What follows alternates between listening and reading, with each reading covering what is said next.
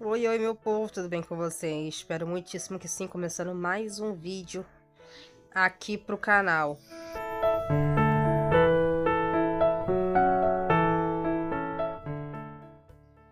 O aniversário da minha mãe é no sábado e com certeza eu não poderia deixar em branco. Então vamos fazer um bolinho aqui pra ela, né? Já comecei preparando a típica massa pão de ló, né? Massa branca, que eu costumo fazer, gosto muito de fazer ela na minha batedeira maravilhosa, abençoada, que veio para abençoar a minha vida, que facilita muito, muito mesmo. Facilita demais, demais, porque não é só bolo que eu bato nessa batedeira. Ela também facilita na hora de fazer uma massa de pão, fazer uma massa mais pesada, facilita demais. E ela é muito, muito rápida.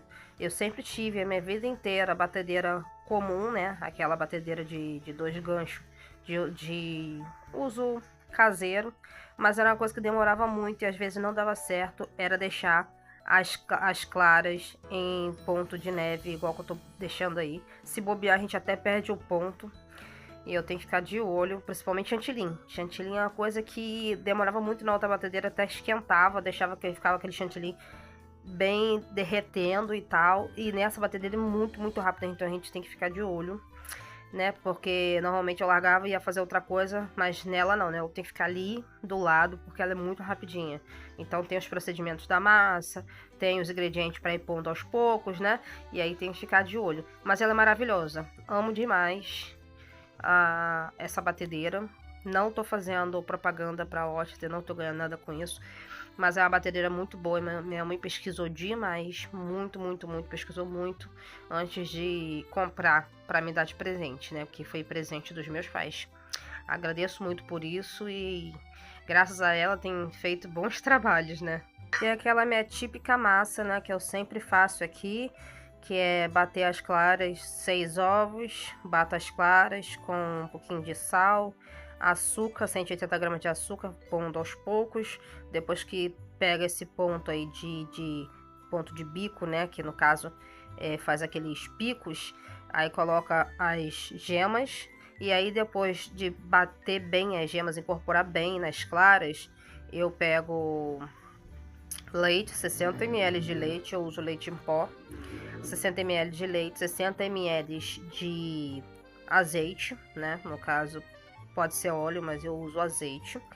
Eu prefiro usar um azeite ou uma mistura de azeite que não tenha muito cheiro, tá? Para não dar gosto e nem deixar aquele cheirinho de azeite na massa, porque eu não gosto. E eu prefiro que ela fique com cheiro de baunilha. E também uma colher bem cheia de baunilha, uma colherzinha, aquela colherzinha de café, boto bem cheia de baunilha, mas eu sempre gosto de pôr um pouquinho a mais. E meia colherzinha de sal, um pouquinho só naquela colherzinha petitinha de chá. E agora que tem aqui um esquema para não estragar a massa, para ela ficar bem alta, né? Porque essa massa não faz fermento. Eu misturo um pouco da massa no líquido e depois do líquido ficar bem mais grossinho, aí eu passo para o restante da massa, porque ali eu já tinha misturado 180 gramas de farinha nas claras, tá? Nas claras com açúcar, né? Tava ali aquele ponto, misturei a gema e depois coloquei a farinha aos poucos. Eu também coloquei bem velocidade bem baixinha da batedeira e já aproveitei para bater na batedeira porque facilita muito do que ficar mexendo ali na mão. Agora o bolinho pronto e agora já tá na hora, né? Para vocês são piscou os olhos já foi. Tá na hora de rechear essa massa aí, deixar bem molhadinha. Preparei um leite com leite condensado, deixei o leite bem docinho para poder molhar a massa. Essa massa vamos fazer com doce de leite e ameixa, tá? Eu gosto desse doce de leite aqui, que é o doce de leite chamego. E eu sempre gostei dessa marca, desde que eu era criança que eu vejo essa marca. Só que esse último que eu comprei agora, eu não achei que a consistência dele tava tão boa para recheio. Aí o que eu fiz? Eu misturei leite em pó no recheio para ele dar aquela consistência mais cremosa, sabe? Para não ter problema de vazar no bolo. E agora é a hora de embalar esse bolo, né? Depois de recheado, e embalar para poder guardar ele, levar ele na geladeira para ficar até o dia seguinte. E não adiantou nada, eu pesei, mas eu esqueci que tinha que tirar o peso, tinha que zerar, né? O peso da panela. Não resolveu muito, porque tinha que tirar o peso da panela primeiro para poder depois pesar quanto que tava a massa. Mas enfim.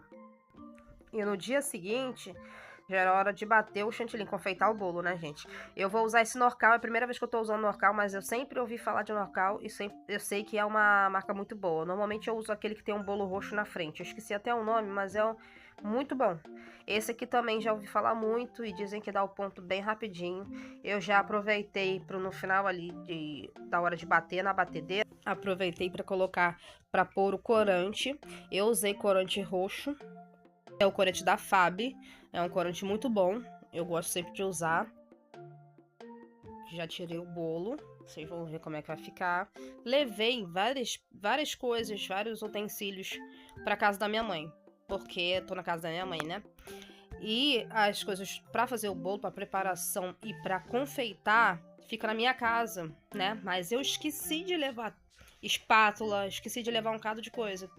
E principalmente o giro para botar no prato, para fazer tipo uma bailarina, né? Que eu uso uma peça redonda com rodinhas para pôr debaixo do prato. Nem o prato também eu levei. Então eu tive que fazer no prato que minha mãe tinha também, um prato mais transparente que tivesse lá. E eu peguei e usei. Só que eu esqueci o principal, que é para espatular o bolo, né? Minha espátula. E resolvi ali procurar alguma coisa que fosse me ajudar. Eu achei essa Tramontina antiga, que era da época quando eu era criança, né? Ela é tão velhinha, mas tão velhinha, que ela já tinha criado dente. Eu mesmo, quando as pessoas começam a ficar velhinhas, começam a perder os dentes. Mas essa aí criou dente depois de velhinha. Mas enfim, eu fui dando um jeito ali, do jeito que dava, né? De fazer mesmo sem ter levado, sem usar rodinha. Afinal de contas, eu comecei com muito pouco, então a gente tem que se virar com o que dá, né? E aí eu não dava para pagar pedágio e nem gastar combustível para voltar em casa para poder buscar as coisas. Para vocês verem, eu pesei o bolo outra vez para ver agora, menos o prato também, que o prato também é meio pesadinho. E aí tá o total do peso do bolo. É só do bolo, né? Sem peso nenhum extra. E o chantilly achei que acabou batendo demais, ficou um pouquinho poroso, mas isso aí é de menos pra mim, porque eu dou um jeito. O meu pai viu que tava dando muito trabalho, porque a Tramontina tava... Os dentes da Tramontina tava atrapalhando eu alisar o bolo.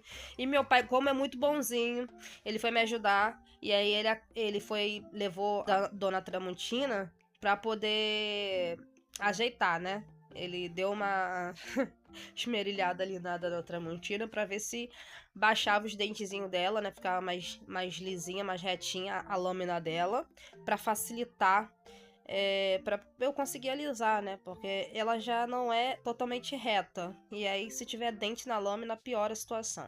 Mas enfim, eu alisei. E pra poder facilitar ali, como o chantilly ficou um pouquinho além do ponto para alisar, porque o ponto de bico não é o mesmo para alisar, eu utilizei um pote com água, que eu fui passando a Tramontina ali na água e alisando para facilitar e tirar esse poroso do chantilly, né? Facilita bastante, porque eu não ia tirar o chantilly todo para hidratar, eu já tinha posto no bolo, né? Enfim, eu vou alisar bem o bolo aqui para ficar bem bonito. Eu tenho